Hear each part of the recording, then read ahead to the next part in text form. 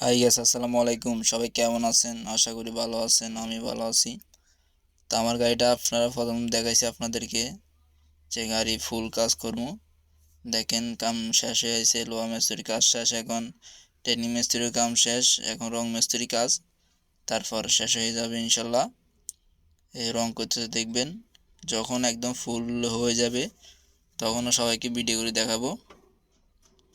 আর এখন ওই এসে রং টন মারছে, ফুটিং টুটিং করছে, উপরে দিয়ে রং মারি, সব কিছু শেষ হয়ে যাবে।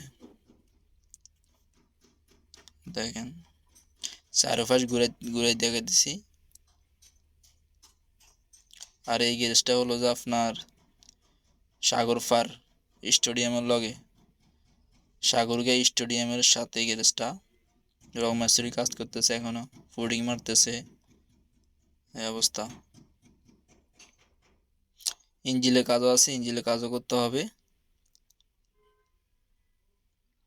এই আর কি।